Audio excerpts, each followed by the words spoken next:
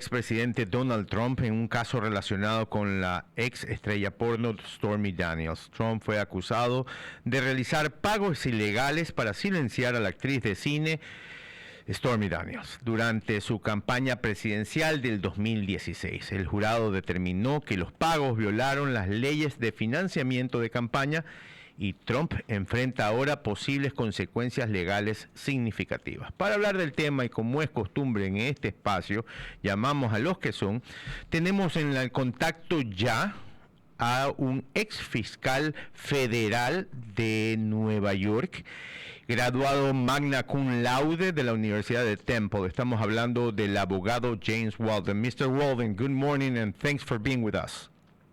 Oh, thank you so much for having me. I'm going to ask you first in Spanish and then I'll translate in English, and after you answer, I will translate it in Spanish, okay? That sounds great. Thank you. Señor Walden, ¿cómo interpreta usted la decisión del jurado que haya culpable al expresidente Trump en el caso de Stormy Daniels? ¿Qué impacto cree que tendrá este veredicto en el panorama político estadounidense? Mr. Walden, how do you interpret the jury's decision to find former President Donald Trump guilty in the Stormy Daniels case, and what impact do you think the verdict will have on the American political landscape? Well, thank you, Guillermo, for having me, and let me divide that into two parts. Okay. I think the jury followed the evidence. The evidence was very clear, and it was substantiated by many witnesses and documents with the president's own signature. And so I think that the jury did its job under very difficult conditions, and I think it speaks very highly of the American criminal justice system. On the second part, the political impact, I don't think that the verdict will do much to change the core voters that either like Trump or don't like Trump. Polls show that the verdict has only substantiated the negative views that Democrats have for former President Trump, and it has not really meaningfully impacted those people that believe that he deserves another term. Okay. I think the real game changer is going to be prison. If the president gets some prison time, I think that may change the numbers somewhat.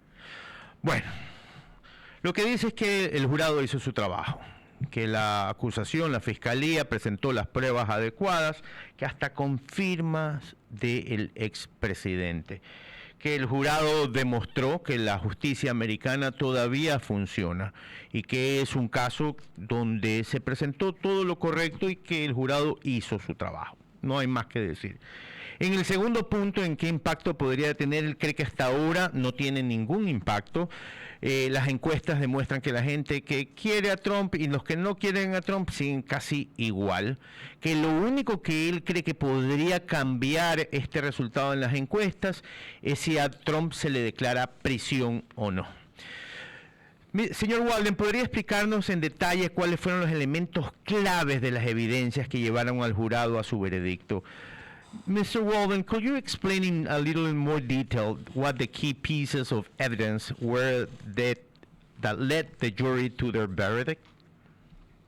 Yes. So the evidence started with David Pecker, who ran a newspaper, and he was assigned the responsibility of trying to find negative stories that might surface about Trump during the 2016 campaign, and to try to acquire those stories by paying hush money. And that was a meeting that occurred in October of 2016. Pecker testified about that meeting. Michael Cohen testified about that meeting. And as a result of that meeting, Pecker acquired the Stormy Daniels story, and ultimately a decision was made by the president to pay her $130,000 in order to keep her quiet so that the story would not come out during the end of the election cycle. And this was right after a tape had leaked of former President Trump making highly disparaging and Correct. insulting I remember remarks that. about women. I remember And that. so many different witnesses testified about the scheme. There were documents that showed President Trump's approval. He actually signed some of the checks that were reimbursement for the hush money payments. And all of that was disguised as payment for legal services that never actually were rendered by Michael Cohen. And so the conviction was for creating false business records, which is a crime under New York law. Okay, very clear. A ver, una de las cosas más importantes fue la declaración de David Pecker, que era un dueño de un periódico en Estados Unidos, esta historia ya la había escuchado, donde él compraba notas negativas sobre el presidente Trump, que estaba en la candidatura en el 2016, y lo que hacía es le daba dinero a las personas y compraba su historia. Una de estas personas fue la señorita Stormy Daniels. Se le pagó una cantidad importante de dinero para comprarle su historia y después el mismo presidente Trump decidió que esa historia no saldría al aire. Esto lo confirmó David Pecker y su ex abogado Michael Cohen. Él pagaba estas noticias y después él reembolsaba por el pago de estas noticias a las diferentes personas, como a su ex abogado y a David Pecker. Y algunos de los cheques con que se pagaba esto, la verdad es que lo firmaba el mismo expresidente Donald Trump. Entonces lo que hizo la fiscalía fue mostrar todas estas evidencias y obviamente por eso estamos en el juicio como estamos.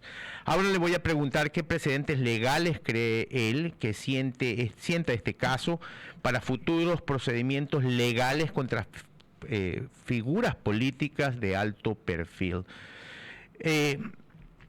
Mr. Walden, what legal precedents do you think this case sets for the future legal proceedings against high-profile political figures?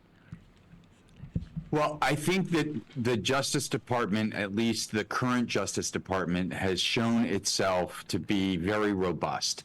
And whether or not you're Donald Trump or the current president's son, Hunter Biden, or you're a powerful senator like Robert Menendez, all of these people are facing prosecution for crimes. And I think that it is a very wonderful example of having an independent Department of Justice that pursues crimes that are serious, regardless of whether you're a Republican, a Democrat, a low-level politician, a high-level politician. And I hope that the story at the end of the day is that these prosecutions deter or stop potential crimes from happening, and that people who want to run for office in the United States realize that there is no get out of jail free card. Okay. If you break the law, you will be prosecuted. Okay. Dice que ve un departamento de justicia muy robusto, que así sea usted, pues Donald Trump, el hijo del presidente Biden, o sea un asambleísta de alto cargo como Robert Menéndez, todos tienen casos en este momento con la justicia americana y con el departamento. Todos tienen pendientes, sea usted republicano, sea demócrata, sea de alto perfil, sea de bajo perfil. La historia al final del caso es que nadie que quiera correr para ser presidente de los Estados Unidos pueda creer que va a tener un pase libre para hacer lo que le da la gana. Qué envidia, ¿no? Qué envidia. La institucionalidad, qué envidia. Le voy a hacer la última pregunta para el señor Walden. ¿Cómo cree que afectará este veredicto la percepción pública sobre la imparcialidad y la eficacia del sistema judicial en Estados Unidos? Y quizás si este proceso va a afectar el curso de las elecciones de él como postulante. No, ya lo dijo, que lo que tiene que pasar es la prisión, es lo único. El game changer. Sí. Interesante. Mr. Walden, how do you think the verdict will affect public perception in the U.S. regarding the impartiality? I know that you already mentioned some of it, But how do you feel right now? You have to understand, we live in Ecuador where everything can happen with the justice. So for us, this is very, there's a light at the end of the tunnel, if you can say it. But how do you think the people in the U.S. Have the perception right now regarding the impartiality and effective of American justice system?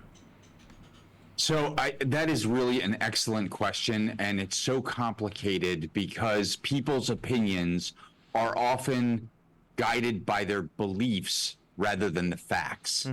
But for those people that really look at the facts, I think that it is undeniable that the current Justice Department is pursuing Democrats and Republicans equally. In point of fact, over the course of the last year and a half, there have been more Democrats indicted than Republicans by a wide margin. And so that is important to tell the American public and frankly the world that you need an independent judiciary that is separate from politics. And I'm not the greatest fan of our Attorney General, Merrick Garland, but I do believe that he's a man of deep integrity who has made one principle guide his prosecutions, and that is the rule of law. And while I disagree with him on many things and many policies, I cannot quibble with the fact that he has a North Star that is guided by the rule of law and only the rule of law, not politics. Ok, lo que nos dice es que, sorprendentemente, siendo Joe Biden un demócrata, Estados Unidos ha tenido más demócratas dentro de juicios últimamente que republicanos. Es decir, que para demostrar cómo está la justicia estadounidense, que la gente en Estados Unidos, en lugar de tomar los hechos, los facts, tiene que ver más con lo que creen que con lo que están viendo. Pero al final del día, todos necesitan una justicia independiente de la política. Dios nos oiga en Ecuador. Que él no es fan de del fiscal general, pero que cree que tiene un norte en su camino y que ese norte es la justicia. La verdad es que uno termina diciendo, wow, ¿para qué más?